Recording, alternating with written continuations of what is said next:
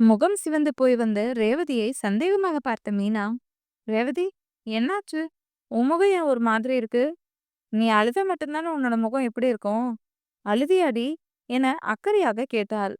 ரேவதி அழுததில் அவளின் கண்ணம் மூக்கு சிவந்து போயிருக்க, மூக்கை உறிஞ்சியவள், "இல்லடி, அழுவலாம் இல்ல.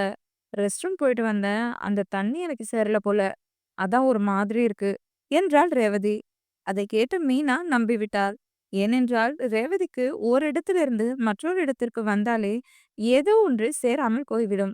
முதல் வருடம் காலேஜ் படிக்கும் காலத்தில் டூர் போகும்போது குளிரால் கூட அவளின் உடல் நடுங்கி 2 நாள் காய்ச்சல், இருமல், வீசிங் என பல தொந்தரவு வந்தது. "சரி விடுடி, ஈவினிங் ஹாஸ்பிட்டல் போய் பார்த்துக்கலாம்" என்றாள் மீனா.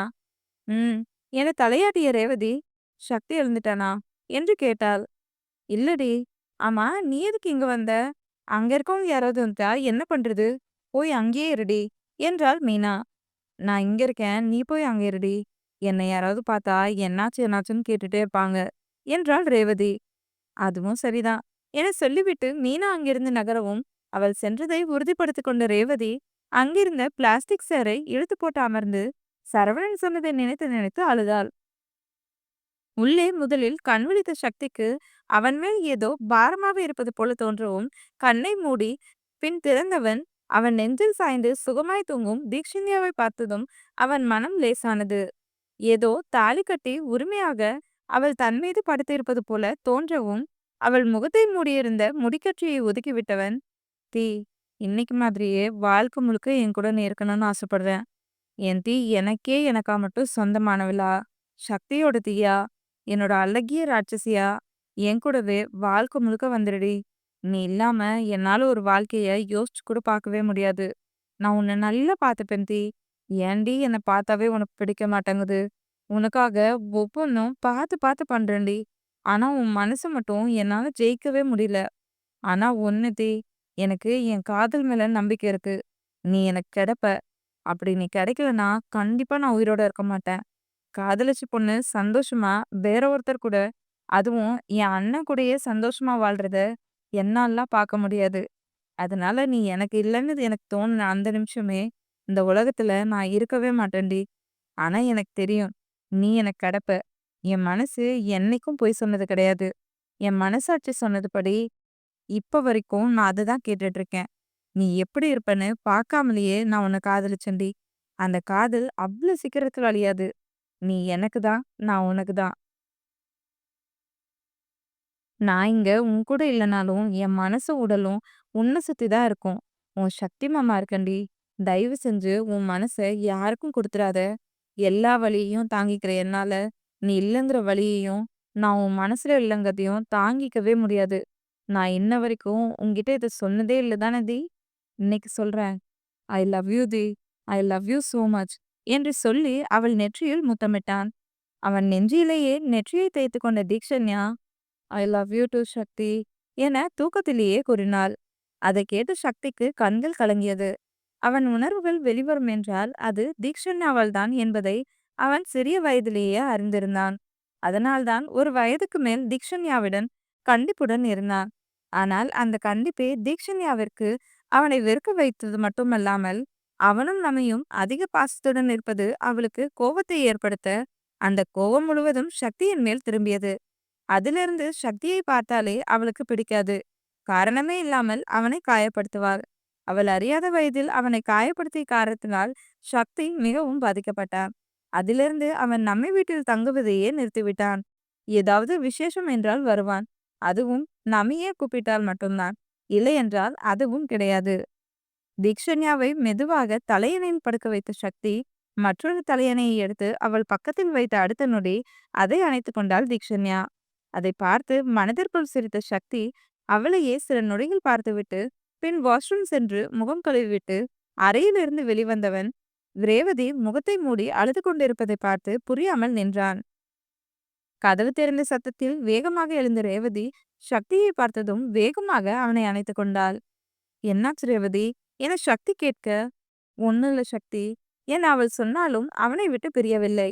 அவளை மென்மையாக அணைத்து தலையை தடவி கொடுத்தான் சக்தி. அவனுக்கும் அவள் ஏன் அழுகிறாள் என புரியவில்லை. ஆனால் அவள் மனதை பாதிக்கும் அளவிற்கு ஏதோ நடந்திருக்கிறது என புரிந்து கொண்டவன் எதுவும் பேசாமல் அவளை ஆறுதல் படுத்தினான். சந்தோஷ் கூப்பிடவும் அந்த வழியாக வந்த சரவணன் இருவரும் அணைத்துக் கொண்டு இருப்பதை பார்த்துவிட்டு ரேவதியை வெறுக்கவும் எனும் பார்வை பார்த்தான். அங்கிருந்து ஒரு அடி கூட அதற்கு மேல் அவன் எடுத்து வைக்கவில்லை. சக்திக்கு சந்தோஷிடமிருந்து கால் வரவும் ரேவதியை தன்னிடமிருந்து பிரித்து சேரில் உட்கார வைத்தவன், இதோ வரமாமா என்று சொல்லிவிட்டு காலை கட் செய்தவன், ரேவதி நீ ஓகேவா என மாமா கூப்பிடுறாரு, உனக்கு ஒரு மாதிரி இருந்தா என் கூடயே வாயேன் என்றான். இல்ல சக்தி, நான் இங்கே இருக்கேன். இப்ப நான் ஓகே தான், நீ போயிட்டு வா என்றாள் ரேவதி கண்ணை துடைத்துக்கொண்டு. சரி இங்கே இரு, நான் கொஞ்ச நேரத்துல வந்துடுறேன், அழுகாத என்று சொல்லிவிட்டு மீனாவுக்கு மெசேஜ் செய்துவிட்டு அங்கிருந்து கிளம்பினான். சக்தி சென்றதும் அவள் முன்னால் வந்து நின்ற சரவணன் அவளை கேவலமாக பார்த்தான். தன் முன்னால் நெல்லாடவும் நிமிர்ந்து பார்த்த ரேவதி சரவணனை பார்த்ததும் தானாவே எழுந்து நின்றாள். ஏய், உனக்கு வெக்கமாவே இல்லையா? அது எப்படிடி எனக்கு முத்தம் கொடுக்குற, அதுவும் லிப்ல? என் தம்பியை கட்டிப்பிடிக்கிற? ஒரே நேரத்துல எல்லா ஆம்பளைங்க கூட இருக்கணும்னு எப்படிடி உனக்கு கூச்சமே இல்லாம தோணுது? ஒரு நாள் கூட ஆம்பளை இல்லாம இருக்க முடியலையா? இங்க இருக்கவங்க எல்லாரும் குடும்பத்து பசங்க. நீ நினைக்கிற மாதிரி காசு கொடுத்தா வரவும் கிடையாது. அதுக்கெல்லாம் இங்க தனியா இடம் இருக்கு. வேணும்னா சொல்லு, நானே அட்ரஸ் குடுக்குறேன். எங்க குடும்பத்துல இருக்கவங்கள மயக்க பார்க்காத என ரேவதி சக்தியை அணைத்திருந்தது பிடிக்காமல் வார்த்தையை நெருஞ்சு முள்ளாய் விட்டான். ரேவதிக்கு மீண்டும் அழுகை வந்துவிட்டது. அவன் முன் அழுகக்கூடாது என முயன்று அழுகையை கட்டுப்படுத்தி கொண்டு கண்ணை அழுத்தமாக துடைத்தபடி சரவணனை பார்த்து, நான் உங்களுக்கு தெரியாம தான் முத்தம் கொடுத்தேன். தேவையில்லாம தப்பா பேசாதீங்க. நீங்க பேசினாலும் எனக்கு கவலை கிடையாது. அப்புறம் ஏன் பேசவே வேண்டாம்னு சொல்றேன்னு கேட்காதீங்க. ஏன்னா நீங்க பேசுறத சக்தி, மீனா, உதயா 3 பேர்ல யாராவது கேட்டாலும் உங்கள தான் தப்பா நினைப்பாங்க. என்னால யாரும் இங்க தப்பானவனா அடுத்தவங்களுக்கு தெரிய வேண்டாம். நான் தப்பானவளா கூட இருந்துட்டு போறேன். நீங்க நல்லவராவே இருங்க சார். ஆனா இனிமேல் என்ன அசிங்கமா பேசுறது மட்டும் இல்ல, என்ன பத்தி பேசுறதோ என்கிட்ட பேசுறதோ வேண்டாம். நீங்க இருக்க பக்கம் கூட இனிமேல் நான் வரமாட்டேன். என் இடம் என்னன்னு எனக்கு தெரியும். நான் தள்ளியே இருந்துக்கிறேன். உங்க இடமும் உங்களுக்கு தெரியும்ல. அதனால நீங்க எப்படி இருக்கணும்னு முடிவு பண்ணிக்கோங்க என்று சொல்லிவிட்டு சற்று தூரத்திலிருந்து மீனா வருவது தெரியவும் அங்கிருந்து நகர்ந்தாள். எவ்ளோ திமிரு! எவ்ளோ ஆணவம்! என்கிட்டயே அறிவாளியா பேசுறியா? இந்த சரவணன பத்தி தெரியாம பேசிட்டு போயிட்டல்ல. இனிமேல் நான் இருக்கிற பக்கம் வந்து பாரு. உன்னை அசிங்கப்படுத்தல, நான் சரவணனே கிடையாது என மனதில் நினைத்தவனுக்கு சந்தோஷிடமிருந்து கால் வரவும் காலை அட்டன் செய்து, இதோ வந்துட்டேன் மாமா என சொல்லிவிட்டு அவர் இருந்த இடத்திற்கு வந்தான். அங்கு சக்தி, சந்தோஷ் இருவரும் எதையோ மும்முரமாக பேசிக் கொண்டிருக்கவும் அவர்கள் அருகில் வந்தவன், என்ன எதுக்கு மாமா வர சொன்னீங்க என்று கேட்டான். டேய் சரவணா, வந்துட்டியா? இங்க பாரு, இந்த தாம்பூலம் கீதா தானே வச்சா? இதுல என்னடா இருக்கு என்று கேட்டார் சந்தோஷ். அம்மா பேர்ல இருந்த ஸ்கூல்ல தீக்ஷன்யா பேர்ல அம்மா மாத்தி ரெஜிஸ்டர் பண்ண பத்திரம் மாமா. நீங்க எடுத்து படிச்சு பார்த்திருந்தாவே தெரிஞ்சிருக்கும்ல என்றான் சரவணன். இங்க இத்தனை தட்டு இருக்கு. எல்லாத்தையும் நான் கணக்கெடுக்கவே போதும் போதும்னு ஆயிடும். இதுல இத படிக்க தான் எனக்கு நேரம் இருக்கா? ஏன்டா என்ன சலித்து கொண்டவர் அப்படியே கீதா வச்ச தட்டெல்லாம் இந்த அட்டைப்பெட்டியில போட்டு அவளோட பேரை எழுதி வச்சுட்டு போயிடா என்றார். சரி கொடுங்க மாமா என அட்டைப்பெட்டியை சரவணன் வாங்கி கொண்டு வேலையை ஆரம்பிக்க, மாமா நான் கிளம்பவா என சக்தி கேட்டான். நீ இன்னும் பதில் சொல்லவே இல்ல சக்தி. எனக்கு பதில் சொல்லிட்டு கிளம்பு. எதுக்கு இப்போ தீக்ஷனா பேர்ல ஒரு கம்பெனி ஆரம்பிச்சிருக்க? அதுக்கு என்ன அவசியம் வந்துச்சு? அதுவும் அந்த கம்பெனிய சீரா வைக்க என்ன அவசியம்? உன்கிட்ட இப்ப பண நெருக்கடியில இருக்கன்னு எனக்கு தெரியும். இந்த நிலைமையில இந்த கம்பெனிய ஸ்டார்ட் பண்ணுனது சரின்னு நினைக்கிறியா என்ன? என சரமாரியாக கேள்வி கேட்க சக்தி அவரை முறைத்து பார்த்தான். என்ன சக்தி, நான் கேட்டுட்டே இருக்கேன், நீ பாட்டுக்கு அமைதியா இருக்க. எதுக்கு இப்ப இந்த கம்பெனிய ஆரம்பிச்ச என சந்தோஷ் கேட்க, எனக்கு தோணுச்சு ஆரம்பிச்சேன் மாமா. என்னை பத்தி உங்களுக்கு தெரியும் தானே. நான் எந்த நிலைமையில இருந்தாலும் கம்பெனிய முன்னுக்கு கொண்டு வந்துருவேன்னு எனக்கு நம்பிக்கை இருக்கு. அத்தம்மா பேர்ல இருக்கிற கம்பெனிய ராணா பாத்துக்கிறான். இந்த கம்பெனி டி பேர்ல இருக்கணும்னு ஆரம்பிச்சேன். இத நான் பாத்துக்கிறேன். அவ பேர்ல ஆரம்பிச்சா நல்ல ராசின்னு நீங்க கூட சொல்லிட்டு இருந்தீங்கல்ல. அதான் நான் அவ பேர்ல ஸ்டார்ட் பண்ணேன். நான் அந்த கம்பெனிய வச்சு என்ன பண்ண போறேன்? எப்படியோ அதுல லாபம் வந்தாலும், நஷ்டம் வந்தாலும் எத பத்தியும் நான் கவலைப்பட போறதும் கிடையாது. அது மட்டும் இல்லாம நான் அந்த கம்பெனிய நஷ்டத்துக்கு கொண்டு போக மாட்டேன் மாமா. வேலையிலயும் நான் ஏனோ தானான்னு இருக்க மாட்டேன். கண்டிப்பா அந்த கம்பெனிய நல்ல நிலைமைக்கு கொண்டு வந்துருவேன். நான் சம்பாதிக்கிறது உங்களுக்கு தானே. அத அத்தம்மா பேர்ல இருந்தா என்ன? தீக்ஷி பேர்ல இருந்தா என்ன? என்றான் சக்தி சாதாரணமாக. அதை கேட்டு அவன் தோளில் கை வைத்து அழுத்திய சந்தோஷ், நீ நினைக்கிறது எல்லாமே சரிதான் சக்தி. ஆனா ஒண்ணு நல்லா கேட்டுக்கோ. உங்க அப்பா சரி அவனை கூட விடு. உங்க அம்மா பத்தி யோசிச்சியா? அவ ரொம்ப ஃபீல் பண்றா சக்தி. என்னதான் கோவமா இருந்தாலும் அவளை கஷ்டப்படுத்தாத. அவ சில விஷயம் அறியாமலோ இல்ல தெரியாமலோ பண்ணியிருக்கலாம். ஆனா உன் மேல அவ வச்சிருக்கிறது உண்மையான பாச சக்தி. அந்த பாசத்துக்கு முன்னாடி யாரோட பாசமும் ஈடாகாது. உன்னையும் சன்னியையும் அவ்ளோ கஷ்டப்பட்டு பெத்தெடுத்தாடா. அதுக்காகவாவது அவகிட்ட பேசு. அட்லீஸ்ட் வீட்டுக்காவது அப்பப்போ போயிட்டு வந்து பழகு. உன் மேல எனக்கு எப்பவும் தனி பாசம் இருக்கு. அந்த பாசத்துல தான் சொல்றேன். எந்த உறவும் வேணான்னு நினைக்கிறது தப்பு சக்தி. இருக்கும்போது அவங்களோட அருமை தெரியாது. இல்லாத போது தான் அவங்கள நம்ம தேடுவோம். உனக்கு என்ன இப்ப 23 வயசு ஆகுதா? மிஞ்சி மிஞ்சி போனா இந்த உலகத்துல இன்னும் ஒரு 80 வருஷம் உயிரோட இருப்பியா? நிலையில்லாத வாழ்க்கை சக்தி மனுஷங்களோடது. இருக்கும்போதே கூட இருக்கவங்கள சந்தோஷப்படுத்திட்டு போயிரணும். உங்க சித்தி, பெரியம்மா எல்லாரும் என்ன தப்பு பண்ணாங்க சக்தி? அதெல்லாம் கொஞ்சம் யோசிச்சு பாரு. இனிமேல் இருக்கிற காலத்துக்கு அவங்கள சந்தோஷப்படுத்தலைனாலும் பரவாயில்ல. அட்லீஸ்ட் கஷ்டப்படுத்தாமனாச்சும் இரு.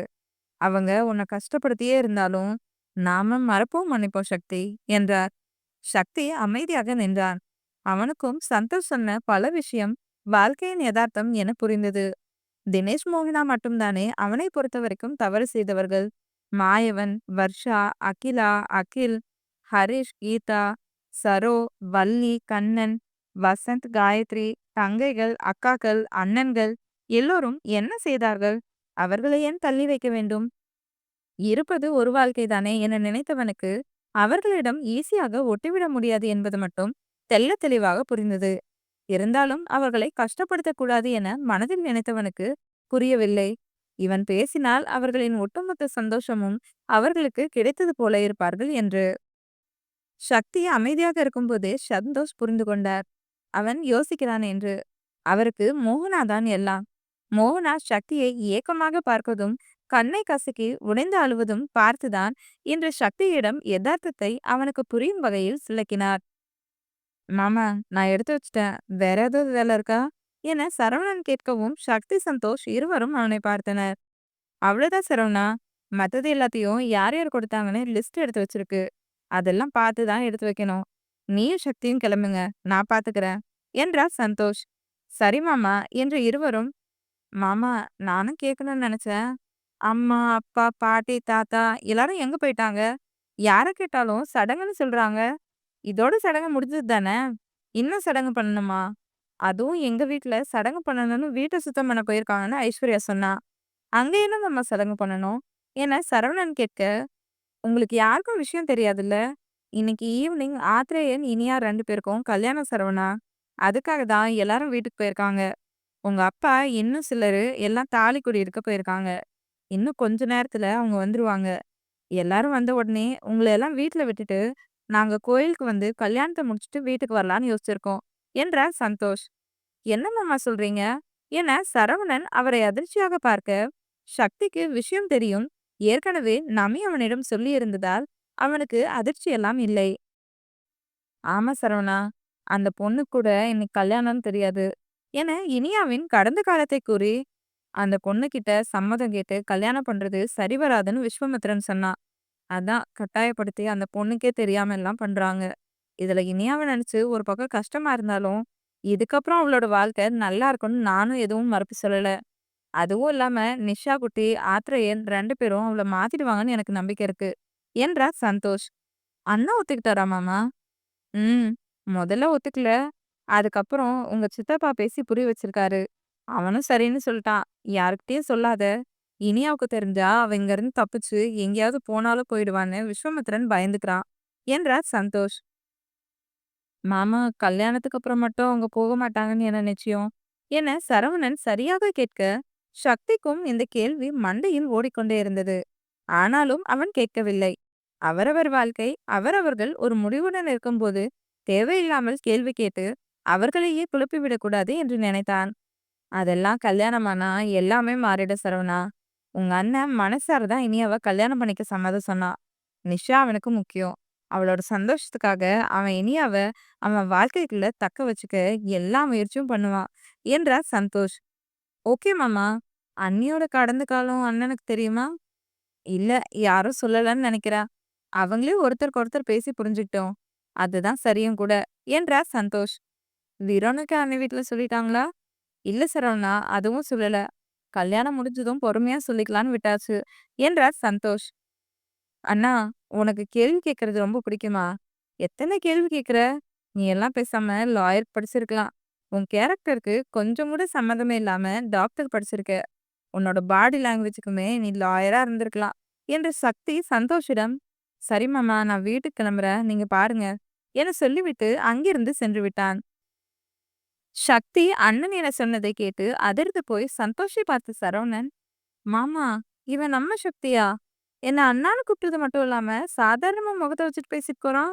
முன்னால என்ன பார்த்தாவே கூட பார்க்காத மாதிரி போயிடுவான். இன்னைக்கு என்னன்னா தானா பேசிட்டு போறான். நீங்க பண்ணன அட்வைஸ்ல வந்த மாற்றமா இருக்குமோ என ஆச்சரியத்திலும் அதிர்ச்சியிலும் கண்ணை அகல விரித்து கேட்டான்.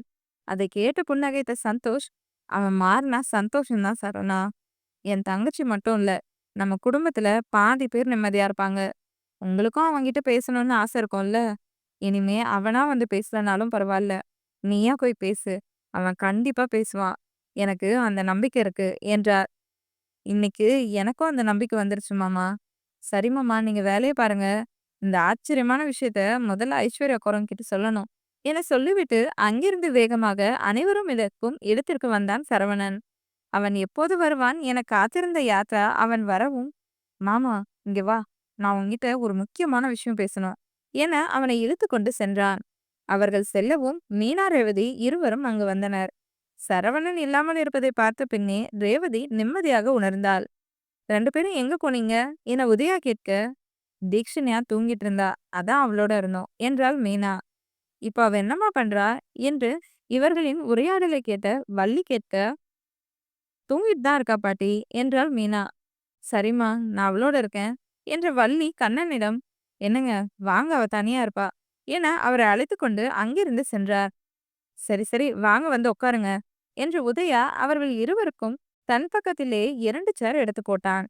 டே உதயா, அது என்ன நீங்க 3 பேர் மட்டும் தனியா உட்காந்து பேசுறீங்க? இங்க வாங்க, எல்லாரும் ஒண்ணா பேசி ஜாலியா இருக்கலாம், என சன்வி கூப்பிடவும் மூவரும் சன்வி பக்கத்தில் சென்று அமர்ந்தனர். அவர்களுடன் தான் கயல், ஜீவா இருவரும் இருக்க, சின்னவர்கள் பேசி ஜாலியாவே இருக்கட்டும் என நினைத்த நிவியும் மல்லியும் அருகில் வந்து அமர்ந்து கொண்டார்கள்.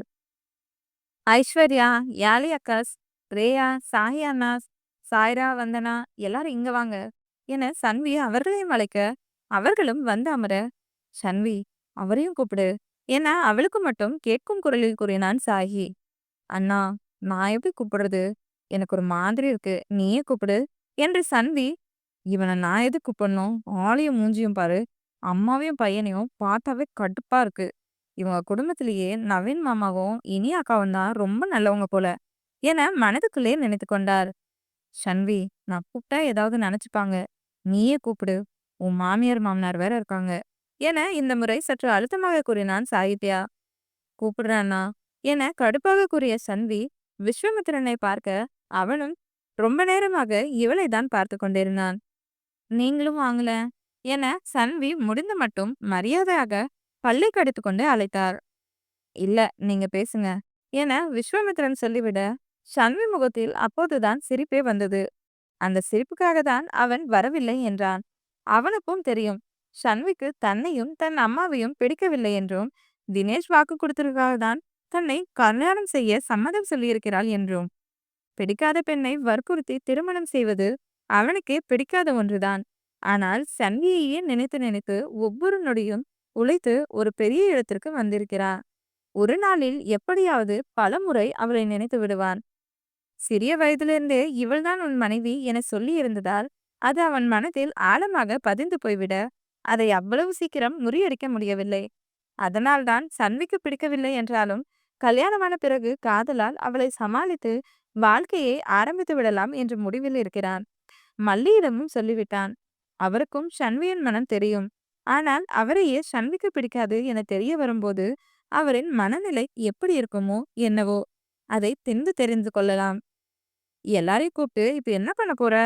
ஏதாவது இன்ட்ரெஸ்டிங்கா விளையாண்டா பரவாயில்ல. இங்க போய் என்ன விளையாடுறது? என யாழை கேட்க, யோசி அக்கா, ஏதாவது விளையாடலாம் என்றாள் சன்வி. அடிப்பாவி! நீ எதையுமே யோசிக்காம தான் எல்லாரையும் வர சொன்னியா? என ஐஸ்வர்யா அவளை முறைக்கவும், அத்தி அத்தி நிஷா குட்டியும் வத்தி உட்காருவா. நிஷா குட்டி ப்ளீஸ் பிளேஸ் குடு அத்தி என இனியாவுடன் வந்த நிஷா அனைவரும் வட்டமாக சேரில் அமர்ந்திருப்பதை பார்த்து சன்வியிடம் கூறினாள். அவளை பார்த்து சிரித்த சன்வி, ஐஸ்வர்யாக்கா, இந்த குள்ள கத்திரிக்காவும் வரலாம். அவளுக்கும் இங்க ஒரு பிளேஸ் வேணுமா? என்ன பண்ணலாம்? அவளுக்கு பிளேஸ் கொடுக்கலாமா என கண்ணடித்து கேட்டாள். அவள் கண்ணடித்ததற்கான காரணத்தை புரிந்து கொண்ட ஐஸ்வர்யா, வேணா சன்வி, அவ சின்ன பொண்ணு என்றவள் நிஷாவிடம், நிஷா குட்டி நீ அங்கேயே விளையாடு என்றாள். அத்தி அத்தி ப்ளீஸ், நிஷா குட்டி பாவமா, நிஷா குட்டியும் வருவாளா, வட்டியில எனக்கும் பிளேஸ் கொடு அத்தி என்றவள் இனியாவிடம், அம்மா அம்மா அத்தி சொன்னோம், நிஷா குட்டி பாவமா, நீ வருவியா, நிஷா குட்டி குட் கேர்ள் பொண்ணா என்றாள் நிஷா. அவளை பார்த்து அழகாக சிரித்த இனியா, நிஷா குட்டி வட்டத்துல உட்காரணும் அவ்வளவுதானே, நான் உன்னை உட்கார வைக்கிறேன் என்றவள் அனைவரின் அருகிலும் வந்து ஆத்ரேயின் பக்கத்தில் ஒரு சேரை எடுத்து போட்டு அதில் நிஷாவை அமர வைத்துவிட்டு அங்கிருந்து செல்ல பார்க்க, பட்டென அவள் கையை பிடித்த நிஷா, அம்மா அம்மா நீ வா, நிஷா குட்டி அம்மா மடியில ஜம்மிங், இல்ல நிஷா குட்டி அம்மா மிஸ்ஸிங், அம்மா வீடு கோயிங், நிஷா குட்டி கூடவே அம்மாக்கணும் என்றாள். மல்லி, நிவி, நவீன், விஸ்வாமித்திரன் நால்வரும் அவளையும் இனியாவையும் கவனித்துக் கொண்டு இருந்தாலும் நிஷாவின் கியூட்னஸை ரசித்து கொண்டுதான் இருந்தனர். அதுவும் அவள் பேசும் கீச் கீச் மொழியும் புரியாத பாஷையும் கேட்கும்போது குயில் கூவுவது போல அத்தனை இனிமையாக இருந்தது.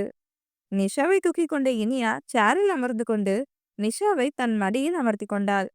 கயலை பார்த்த நிஷா, அம்மா அம்மா, நிஷா குட்டி பேட் டச் சொன்னாம்மா, இதோ பிக் கேர்ள் தான் நிஷா குட்டி பேட் டச், நீ கொன்னு அம்மா என கயலை குட்டி கண்ணால் முறைத்து, பிக் கேர்ள் உன்ன அம்மா நிஷா கொன்னு, நீ நிஷா குட்டி பேட் டச் பண்ணி என கையை நீட்டி ஒற்றை விரலால் மிரட்டினாள். அதை கேட்டு மல்லி, நவீன், விஸ்வாமித்ரன், நிவி, ஜீவா ஐவரும் சிரிக்க, பயல் இனியாவை பாவமாக பார்க்க, நிஷா என்ன சொல்றா நீ என புரியாமல் ஆத்ரேயன் கேட்க, மற்றவர்களும் அவளைதான் புரியாமல் பார்த்தனர். த்ரேயா, அது ஒண்ணும் இல்ல, நிஷா ரூம்ல தூங்கிட்டு இருந்த போது கையல் அவளோட இருக்க சொல்லி இருந்தோம். அப்போ நிஷா குட்டி அப்படியே பாத்ரூம் போயிருந்தா போல, அதான் கயல் அதை கிளீன் பண்ணி விட்டுருக்கா. அதுக்கு தான் கயல் பேட் டச் பண்ணிட்டான்னு இங்க வந்து சொல்றா. ரூம்லயே இப்படிதான் கயல் கிட்ட சொல்லி மாட்டிட்டு இருந்தா என்ற நிதி இனியாவிடம், உங்கிட்டே சொன்னாலாமா என்று கேட்டார். சொன்னா ஆண்டி, அதுவும் இப்பதான் சொன்னா என்றாள் இனியா. அதை கேட்ட ஆத்ரேயன் தன் மகளை பார்த்து, நிஷா குட்டி, உனக்கு இதெல்லாம் யார் சொல்லி கொடுத்தது, எப்படி தெரியும், உனக்கு யார் குட் டச் பேட் டச்லாம் சொல்லி கொடுத்தது என சந்தேகமாக கேட்டான். அவன் சேர்த்து விட்ட பால்வாடியில் கூட சொல்லித்தர வாய்ப்பில்லை என்பது அவனுக்கு தெரியும். இந்த வயதில் சரியாக பேசவே தெரியாதவளுக்கு இதெல்லாம் எப்படி தெரியும், யார் சொல்லிக் கொடுத்திருப்பார்கள் என்ற யோசனை இருக்க செய்தது தவிர இனியா சொல்லிக் கொடுத்திருப்பாள் என அவன் நினைக்கவே இல்லை. மா, அம்மா சொன்னோம் என நிஷா கண்கள் விரிய அழகாக சொல்லவும் இனியாவை பார்த்தான் ஆத்ரேயன். அவனுக்கோ இனியாவை திருமணம் செய்தே தீர வேண்டும் என்ற எண்ணம் மேலும் மேலும் அதிகரித்தது. நிஷாவுடன் இனியா இருந்தால் கண்டிப்பாக குழந்தையை நல்ல வழியில் கொண்டு வந்து விடுவாள் என்ற எண்ணமும் நிஷாவுக்கு அம்மாவின் இயக்கமும் தீர்ந்துவிடும் என உறுதியாக நம்பினான். ஆத்ரேயன் இனியாவை பார்க்க கூட இல்லை. அவளுக்கோ தவறாக ஒன்றும் நிஷாவுக்கு சொல்லிக் கொடுக்கவில்லை என்ற எண்ணம் அவளுக்கு. இனியா ஆத்ரேயன் இருவரையும் பெரியவர்கள் கவனித்துக் கொண்டுதான் இருந்தனர். அம்மா, நிஷா குட்டி பேட் டச் பொண்ணு கொல்லு சொல்லுமா என கயலை காட்டி இனியாவிடம் மீண்டும் நிஷா கூறவும் வீட்டிற்கு சென்றிருந்த பெரியவர்கள் அனைவரும் வரவும் சரியாக இருந்தது. எல்லாரும் கிளம்புங்க, வீட்டுக்கு போலாம், டைம் ஆச்சு, நல்ல நேரம் முடியறதுக்குள்ள தீக்ஷிய அழைச்சிட்டு போனோம் என அனைவரையும் பார்த்து கூறினார் மேகலை. ஜாலியா விளையாடலான்னு இப்பதான் உட்காந்தோம், அதுக்குள்ளேயும் வந்துட்டீங்க என ஷன்வி புலம்பியபடியே அங்கிருந்து செல்ல அவள் பின்னாலேயே மற்றவர்கள் சென்றனர். சில நிமிடங்களில் அனைவரும் ரெடியாகி வரவும் தீக்ஷன்யாவும் வள்ளி கண்ணனுடன் வந்தாள். கண்ணன், வள்ளி அருகில் வந்த தினேஷ், அத்தம்மாமா, நாங்க கோயில் போயிட்டு ஹரிஷ் வீட்டுக்கு வந்துடுறோம், சக்தி வீட்டுல தான் இருக்கான், நீங்க குட்டி பாப்பாவை அழைச்சிட்டு வீட்டுக்கு போய் விட்டுட்டு ஹரிஷ் வீட்டுக்கு வந்துடுங்க என்றார். சரி என இருவரும் தலையாட்டவும், சரிங்க, அப்ப நாங்களும் கிளம்புறோம் என மல்லி, நவீன் இருவரும் அனைவரிடம் கூறிவிட்டு இனியாவை அழைத்து கொண்டு சென்றனர். நல்ல வேளை நிஷாவை கீதா ஓரமாக தூக்கி சென்றிருந்தார். இல்லையென்றால் இனியாவை போகவே விட்டிருக்க மாட்டாள். கண்ணன் வள்ளியுடன் இளையவர்கள் அனைவரையும் அனுப்பி வைத்தவர்கள் நிஷாவையும் காயத்ரியிடம் கொடுத்த தினேஷ் ஹரிஷ் வீட்டுக்கு போக சொல்லி வசந்தை காயத்ரிக்கு துணையாக விட்டுவிட்டு மற்றவர்கள் அனைவரும் கோயிலுக்கு சென்றனர். இனியா குடும்பம் ஏற்கனவே இவர்களுக்காக கோயிலில் காத்திருக்கவும் கோயிலுக்கு வெளியே நின்றவர்கள் விஸ்வாமித்திரனுக்கு மெசேஜ் செய்துவிட்டு உள்ளே வந்தனர். ஆத்ரேயனுக்கு தான் பதட்டமாக இருந்தது. காரணம், ஒரு பெண்ணின் விருப்பமின்றி தாலி கட்டப் போகிறான் அல்லவா? அவளின் ரியாக்ஷன் எப்படி இருக்கும்? கத்தி கலாட்டா பண்ணி விடுவாளோ என பயத்திலேயே இருந்தான் ஆத்ரேயன். மண்டபத்திலிருந்து கண்ணன் வள்ளியுடன் இளையவர்கள் அனைவரும் நம்மை வீட்டிற்கு வந்தனர். தீக்ஷண்யாவை வெளியில் நிற்க சொன்ன வள்ளி வீட்டிற்குள் வந்து ஆரத்தி கரைத்து வந்து அவளுக்கு ஆரத்தி எடுத்து முடித்த பின்னே அவளை வீட்டிற்குள் வரவேற்றார். பாட்டி, இப்பதான் ஃப்ரீயா நல்லா இருக்கு. இனிமேல் என்னை யாரும் டிஸ்டர்ப் பண்ண மாட்டீங்க தானே? ஏன்னா நான் போய் தூங்குறேன். தூங்கி போயிட்டேன்னா கண்டிப்பா எழுந்துக்கவே மாட்டேன் என்றாள் தீக்ஷண்யா. இனிமேல் உன்னை யாரும் டிஸ்டர்ப் பண்ண மாட்டாங்க. நீ போய் நிம்மதியா தூங்கு தீக்ஷி என அவளை அவள் அறைக்கு அனுப்பி வைத்த கண்ணன் அனைவரையும் பார்த்து, போய் எல்லாரும் ஃப்ரெஷ் ஆயிட்டு வாங்க, கிளம்பலாம். நமி, சந்தோஷ், புவி, அஸ்வின், யாத்ரா, நீங்க வேணா ரெஸ்ட் எடுத்துக்கோங்க. நீங்களும் இல்லைன்னா தீக்ஷண்யாவுக்கு ஒரு மாதிரி இருக்கும் என்றார். வீட்டுக்கு வரும் வழியிலேயே ஆத்திரேய நீனியா கல்யாணத்தை பற்றி அனைவரிடமும் கூறியிருந்தார் கண்ணன். அதை கேட்டு அனைவருக்கும் சந்தோஷம்தான். என்ன, கல்யாணத்தில் கலந்து கொள்ள முடியவில்லை என்ற வருத்தம் மட்டும் இருந்தாலும் அவர்கள் இருவரும் சந்தோஷமாக வாழ்ந்தாலே போதும் என நினைக்க தீக்ஷண்யா மட்டும் கோபமாகவே இருந்தார். சந்தோஷ், அஸ்வின் இருவரும் சரி என சொல்ல, சதா, எல்லாரும் குளிச்சுட்டு வரட்டும், நீ காஃபி போட்டு வை. அதுக்கு முன்னாடி நிவி, கயல், ஜீவா 3 பேருக்கும் ரூமை காட்டு என சொல்லிவிட்டு அங்கிருந்து நகர்ந்தார் சந்தோஷ். மற்றவர்களும் அவர் பின்னாலேயே ஃப்ரெஷ்ஷாக செல்ல நிவி, கயல், ஜீவா மூவரையும் சக்தியின் அறைக்கு பக்கத்தில் இருந்த அறைக்கு கூட்டி வந்தார் நமி. 3 பேரோட ட்ரெஸ்ஸும் இங்கதான் இருக்கு. ஏதாவது தேவைன்னா என்னை கூப்பிடுங்க. முதல்ல ஃப்ரெஷ் ஆயிட்டு வாங்க, நான் காஃபி போட்டு வைக்கிறேன் என சொல்லிவிட்டு ஹாலுக்கு வந்தவர் உதயா நின்று எதையோ யோசித்துக் கொண்டிருப்பதை பார்த்து, டே உதயா, என்ன பகல் கனவா? எந்த கோட்டையை பிடிக்கிறதுக்கு இவ்வளோ ஆழமா யோசிச்சுட்டு இருக்க என கிண்டலாக கேட்டார். சீதாம்மா, கிண்டலா? நான் எந்த கோட்டையும் பிடிக்கவும் தீவிரமா யோசிக்கல. இந்த ரேவதி பத்தி தான் நினைச்சுக்கிட்டு இருந்தேன் என்றான் உதயா. அந்த பொண்ணுக்கு என்ன? அவ இன்னைக்கு நைட்டே ஊருக்கு போறேன்னு சொல்றா. ஜாலியா 3 நாள் என்ஜாய் பண்ணலான்னு சொல்லி தான் கூட்டிட்டு வந்தோம். ஆனா இப்போ ஊருக்கு போறேன்னு சின்ன குழந்தை மாதிரி அடம் பண்றா. நம்ம நிஷா குட்டியே தேவலாம் போல. அதுவும் இல்லாம அவ முகம் வேற ஒரு மாதிரியாவே இருந்தது. அதான் யாராவது ஏதாவது சொல்லிட்டாங்களான்னு யோசிச்சுட்டு இருக்கேன். அவளை யாரு என்ன சொல்ல போறா? நீ தேவையில்லாம யோசிக்காத. போய் ரெடி ஆயிட்டு வா. நான் சக்தியா அவகிட்ட பேச சொல்றேன் என சொல்லிவிட்டு கிச்சனுக்கு சென்றார் நமி. அவனும் அவனுக்கென்று ஒதுக்கியிருந்த அறைக்கு செல்ல சக்திக்கு மட்டும் காஃபி போட்டு அவன் அறைக்கு கொண்டு வந்த நமி லேப்டாப்பில் தீவிரமாக வேலை பார்த்து கொண்டிருந்தவனின் அருகில் வந்து மேஜையில் காஃபியை வைத்தவர், சக்தி, வேலை அதிகமா என்ன கேட்டார். ஆமா அத்தம்மா, 2 கம்பெனி வேலையும் பார்க்கணும்ல. ஒரு நாள் விட்டுட்டா கூட லாஸ் நமக்கு தான். இன்னும் கொஞ்ச நாள், அதுக்கப்புறம் இதுக்கெல்லாம் நம்பிக்கையான ஒரு ஆள் போட்டுட்டா நம்ம சும்மா மேற்பார்வை மட்டும் பார்த்தா போதும் என்றான். ராணாவையும் பார்க்க சொல்லலாம்ல சக்தி. அவனால ஒரு கம்பெனி வேலையே பார்த்துக்க முடியல அத்தம்மா. அது தெரிஞ்சும் அவனை ப்ரெஷர் பண்ணக்கூடாது. ஆட் கொடுத்துருக்கு, கொஞ்ச நாள்ல எல்லாம் சரியாயிடும் என்றான் சக்தி. சரி சக்தி, இந்தா காஃபியை குடிச்சிட்டு வேலையை பாரு என அவன் கையில் காஃபியை கப்பை திணித்தவர், இப்போ கீதா, நீ வீட்டுக்கு போறியா இல்ல இங்கே இருக்கியா என கேட்டார். ஏன் அத்தம்மா, நீங்க வரலையா? நான், உங்க மாமா, யாத்ரா, அஸ்வின், புவி யாருமே வரல. நாங்க வந்துட்டா தீக்ஷி தனியா இருப்பா சக்தி. அதுவும் இல்லாம அங்க என்ன நடக்க போகுதுன்னே தெரியல. இனியாவோட ரியாக்ஷன் வேற மாதிரி தான் இருக்கும். அதனால அவங்க கொஞ்சம் கொஞ்சமா பேசி சகஜமாகட்டும். அதுக்கப்புறம் போய் பார்த்துக்கலாம் என்றார் நம்மி. சரிங்க அத்தம்மா, நான் போயிட்டு வந்துடுறேன். ரேவதி, மீனா 2 பேரையும் எல்லா இடமும் சுத்தி காட்டுறேன்னு சொல்லி தான் கூட்டிட்டு வந்தேன். அதனால அப்படியே அங்க போயிட்டு என்னோட பங்களாவுக்கு போயிடுறோம் நாங்க என்றான் சக்தி. ரேவதி வீட்டுக்கு போறேன்னு அடம் பண்றதா உதயா புலம்பிட்டு இருந்தா. நீ போய் அவளை பார்த்துட்டு என்னன்னு கேளு.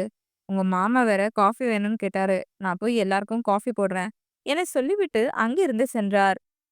ரேவதி வீட்டுக்கு போறேன்னு சொன்னாளா? இவளுக்கு என்னதான் ஆச்சு? மண்டபத்திலேயே அழுதுட்டு இருந்தா. இப்ப என்னன்னா வீட்டுக்கு போறேன்னு சொல்றான்னு சொல்றாங்க என யோசித்தபடி காஃபி கப்பை டீப்பாயில் வைத்தவன் லேப்டாப்பை ஷட் டவுன் செய்துவிட்டு ரேவதி மீனா இருவரும் தங்கியிருந்த அறைக்கு வந்து கதவை தட்டினான். மீனா தான் ஓடி வந்து கதவை திறந்தாள். சக்தியை பார்த்ததும், "அண்ணா, ரொம்ப தேங்க்ஸ். நீங்களே வந்துட்டீங்க.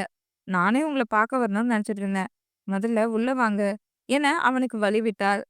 சக்தி உள்ளே வரவும் அவன் பின்னாலேயே வந்த மீனா, "அண்ணா, இங்க பாருங்க, இந்த ரேவதி வித்தியாசமா நடந்துக்கிறா. இப்ப உடனே ஊருக்கு கிளம்பணும்னு அடம் பண்றா.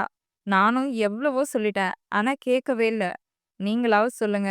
ஜாலியா எல்லா இடத்தையும் சுத்தி பார்த்துட்டு போலான்னு பார்த்தா, இவ என்னன்னா ஊருக்கு போலான்னு ரொம்ப டிசப்பாயின்ட்மென்ட் பண்றா" என்றாள் சலிப்பாக. "நான் பார்த்துக்கிறேன். நீ கொஞ்ச நேரம் வெளியேறு மீனா" என சக்தி சொல்லவும், மீனா வெளியில் செல்ல, "சக்தி, நான் ஊருக்கு போயே திருவேன். என்ன சமாதானப்படுத்தணும்னு நினைக்காத" என்றாள் ரேவதி. "நான் உன்னை தடுக்கல ரேவதி. நீ தாராளமா ஊருக்கு போ. ஆனா எதுக்காக முன்ன அழுதன்னு காரணத்த சொல்லிட்டு கிளம்பு. நீ என்ன உன் நண்பன் நினைச்சனா உண்மையான காரணத்த சொல்லு. இல்லனா இங்கேயே இரு" என்றான் சக்தி அழுத்தமாக. அதை கேட்டு ரேவதி அவனை பாவமாக பார்த்தாள். கண்டிப்பாக அவளால் சரவணனை பற்றி சக்தியிடம் சொல்ல முடியாது. என்ன இருந்தாலும் சரவணன் சக்தியின் அண்ணன் அல்லவா? அதுவும் தவறு அவள் மேல்தானே. அவளாக தானே சென்று முதலில் முத்தமிட்டாள். அதனால் எதுவும் சொல்லாமல் அமைதியாக நின்றாள். இப்படி அமைதியா நிக்கிறதுக்கு பதிலா போய் ரெடி ஆகலாம்ல. உன் முகத்தை பார்க்கும்போதே தெரியுது ஏதோ நடந்திருக்குன்னு. அதை நீ கண்டிப்பா சொல்ல மாட்டேன்னும் தெரியுது. என்ன நடந்ததுன்னு கண்டுபிடிக்க எனக்கு ரொம்ப நேரம் ஆகாது. ஆனா அதுக்கான அவசியம் எனக்கு இல்ல. நீயே சொன்னனா என்னால ஏதாவது உதவி பண்ண முடியும் என்றான் சக்தி. ஒன்றும் தேவையில்ல. நான் போய் குளிச்சுட்டு வரேன். நீ போடா கடுப்பேத்திக்கிட்டு என்று கத்திவிட்டு ஆடையை எடுத்துக்கொண்டு சென்றாள் ரேவதி. இவள நான் கடுப்பேத்துறனா? பைத்தியம் பைத்தியம் என மனதிலேயே அவளை திட்டிய சக்தி அறையிலிருந்து வெளியே வந்தவன் மீனாவை பார்த்து, "நீயும் போய் ரெடியாக மீனா. அவ உன்னை இனிமேல் தொல்லை பண்ண மாட்டா" என்றா. "தேங்க்ஸ் அண்ணா" என சொல்லிவிட்டு மீனா உள்ளே செல்லவும் சக்தியும் ஹாலுக்கு வந்தான். சில நிமிடங்களில் அனைவரும் ஹாலில் வந்து ஆஜராகி காஃபி குடித்துவிட்டு கண்ணன் வள்ளியுடன் ஹரிஷ் வீட்டுக்கு சென்றனர். இங்கு கோயிலில் கண்ணை மூடி சாமி கும்பிட்டு கொண்டிருந்த இனியாவின் கழுத்தில் தாலி கட்டினான் ஆத்ரேயன். அவன் மூன்றாவது முடிச்சு போட்டு முடிக்கும்போது கண்ணை திறந்த இனியா எதிர் நின்று இருந்த ஆத்ரேயனை புரியாமல் பார்த்தவள், அவன் கை பின்னால் இருந்து வரவும் ஏதோ ஒரு உந்தலில் கழுத்துக்கு கீழே பார்த்தவளுக்கு பூமி பந்து இப்படியே நின்று போய் விட்டதா என்று தோன்ற அதிர்ச்சியில் சிலையாகி விட்டாள். தினேஷ், மோகனா, ஹரிஷ், கீதா, மாயவன், வர்ஷா, அகிலா, நவீன், மல்லி, விஸ்வமித்ரன், பாண்டியா அனைவரும் அவர்களை சுற்றிதான் நின்று கொண்டிருந்தனர். அவர்களுக்கும் சற்று பயமாக தான் இருந்தது. இனியா எப்படி ரியாக்ட் செய்வாள் என்று இருந்தும் சமாளித்து விடலாம் என்ற நம்பிக்கையில் தைரியமாக இருந்தனர். "இனி" என அவளின் தோளை பிடித்து விஸ்வாமித்திரன் அழுத்தவும் சுயநினைவுக்கு வந்த இனியா கண்களில் கண்ணீருடன் அவனை பார்த்து, "ஏன் அண்ணா இப்படி பண்ணீங்க? இதெல்லாம் உங்களோட பிளான் தானே? உண்மையை சொல்லுங்க. என்னை பத்தி எல்லாம் தெரிஞ்ச நீயே தான் இப்படி பிளான் பண்ணி கொடுத்துருப்ப" என கூட இருந்து பார்த்தது போலவே கேட்டார். "ஆமா இனி, நான் தான் பிளான் பண்ணேன். எனக்கு உன் வாழ்க்கை நல்லா இருக்கணும். நானும் பலமுறை சொல்லிட்டேன், கல்யாணம் பண்ணிக்கோ பண்ணிக்கோன்னு. நீ கேட்குற மாதிரியே இல்ல. அதான் இனிமேல் உன்னை கேட்கவே கூடாதுன்னு நானே எல்லாம் முடிவு பண்ணிட்டேன்" என்றான் விஸ்வாமித்திரன். "என்னோட நிலைமைய பத்தி தெரிஞ்சும் இப்படி பண்ணியிருக்கீங்கல்ல அண்ணா? அதுக்கு அம்மாவும் அப்பாவும் கூட உடந்தையா இருந்திருக்காங்க. உங்க விருப்பப்படி நீங்க பண்ணிட்டீங்கல்ல. என் விருப்பப்படி நான் என்ன பண்ணணுமோ பண்ணிக்கிறேன். உங்க கடமை முடிஞ்சு போச்சுல்ல. இப்போ இங்கிருந்து கிளம்புறீங்களா?" வெறுப்புடன் கூறினாள் இனியா. "இனியா, என்னம்மா பேசுற? என்ன இருந்தாலும் அவங்க உன்னோட அப்பா அம்மா" என்றார் கீதா. "அதனால தான் இவ்ளோ பொறுமையா சொல்றேன். இல்லனா அசிங்கப்படுத்தியிருப்பேன். இவங்க 3 பேர் முகத்தையும் பார்க்கவே எனக்கு பிடிக்கல. தயவு செஞ்சு போயிடுங்க. பெத்தவங்க சரியா இருந்தா நான் ஏன் இந்த நிலைமையில நின்னு இருக்க மாட்டேன். எனக்கு மட்டும் ஏன் தான் இப்படி நடக்குதோ" என அழுதபடியே புலம்பினார். "இனியா, நாங்க உன்னோட வாழ்க்கைய பத்தி யோசிச்சு தான் உனக்கு இப்படிப்பட்ட வாழ்க்கைய அமைச்சு கொடுத்துருக்கோம். இன்னைக்கு இல்லனாலும் என்னைக்கோ ஒரு நாள் நாங்க பண்ணுனது சரின்னு உனக்கு தோணும். அப்போ நீயே எங்ககிட்ட வந்து இந்த வாழ்க்கைய அமைச்சு கொடுத்ததுக்கு நன்றின்னு சொல்லுவ. அதுவரைக்கும் நாங்க யாரும் உன்னை பார்க்க வரமாட்டோம். பிறந்த வீட்டோட மானத்தை காப்பாத்து" என அழுத்தமாக கூறிய விஸ்வாமித்திரன் கண்ணீருடன் நின்றிருந்த மல்லி, நவீன் இருவரையும் அழைத்துக்கொண்டு கோயிலிலிருந்து வெளியேறினான். அவர்கள் சென்ற பின் இனியா பொம்மை போலவே இருந்தாள். அவளுக்கோ இதையெல்லாம் நினைத்து ஒரு பக்கம் அதிர்ச்சி என்றால், கடந்த கால வாழ்க்கையை நினைத்து நினைத்து மனதிலேயே நொந்து போனாள். கல்யாணத்தை ரிஜிஸ்டர் செய்துவிட்டு அனைவரும் வீட்டுக்கு வந்து கொண்டிருக்க, அங்கு வீட்டையே ரணகளம் செய்து வைத்திருந்தாள் நிஷா.